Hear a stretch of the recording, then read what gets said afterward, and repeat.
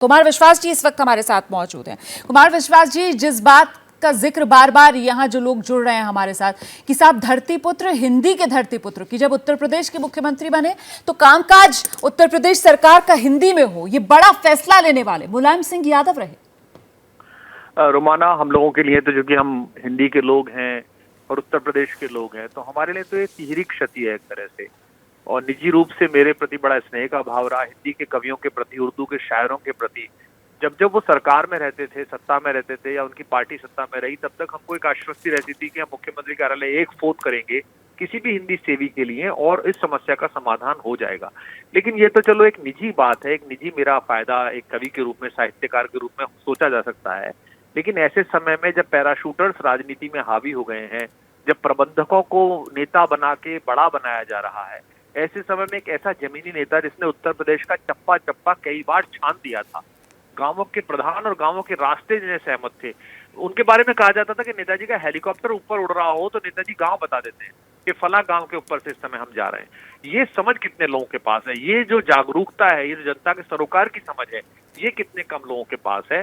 तो नेताजी लोहिया जी की पाठशाला में पढ़े हुए और जनेश्वर मिश्र जैसे अध्यापक के द्वारा गढ़े हुए एक ऐसे जननेता थे जो बहुत आवश्यक थे इस समय पर, जिनका अनुभव, इसीलिए प्रधानमंत्री भी उनसे संवाद करते थे और उनका बहुत ध्यान रखते थे। अभी पीछे आपने देखा कि लगातार उनके स्वास्थ्य का ध्यान रखा। और मेरे साथ तो उनकी खट्टी मीठी यादें हैं। आप सहमत असहमत होते रहिए, माइक पर उनके विरोध में बोल दीजिए, आप मजाक उड़ा दीजिए, कोई परिहास कर लीजिए कवि सम्मेलनों में, नेताजी ने कभी बुरा नहीं माना।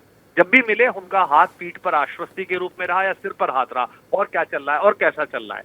यही कारण है कि उन्होंने अपने पॉलिटिकल कैरियर में अपने पॉलिटिकल अपोनेंट्स को भी साथ लिया और अपना काम साधा।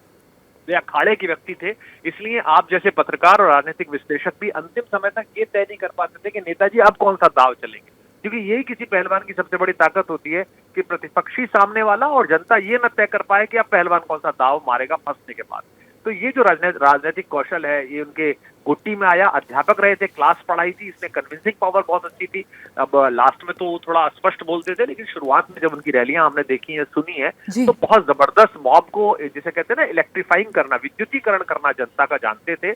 और एक आम आदमी को लगता था कि मेरे नेता हैं। बहुत शुक्रिया कुमार विश्वास जी हमसे बात करने के लिए। और इस बीच ये तस्वीरें आ गई हैं, गृहमंत्री अमित शाह इस वक्त गुरुग्राम के मेदांता अस्पताल पहुंचे हैं। ये जो आप गाड़ियों का काफिला देख रहे हैं, गृहमंत्री अमित शाह मेदांता अस्पताल पहुंचे हैं। यहीं मेदांता अस्पताल में ही इस वक्त नेताजी का पार्थिव शरीर रखा हुआ है। जो जानकारी मिल रही है उसके मुताबिक यहीं मेदांता अस्पताल में ही इस समय अखिलेश यादव, मुलायम सिंह यादव के बेटे, वो भी मौजूद हैं। और इस वक्त गृहमंत्री अमित शाह मेदांता अस्पताल पहुंचे हैं। देखिए, परिवार की तरफ से जो जानकारी साझा की गई है उसके मुताबिक सीधे पार्थिव शरीर यहां मेदांता अस्पताल से सैफई लेकर जाया जाएगा। जैसे ही घड़ी का काटा दोपहर 2:30 पे आए, बबीता जी का दिल सास बहू साजिश के लिए मचल जाए।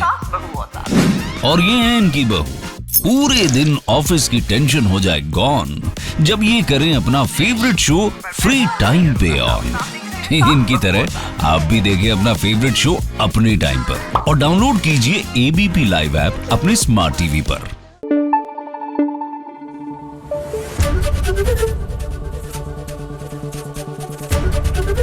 एबीपी न्यूज आपको रखे आगे।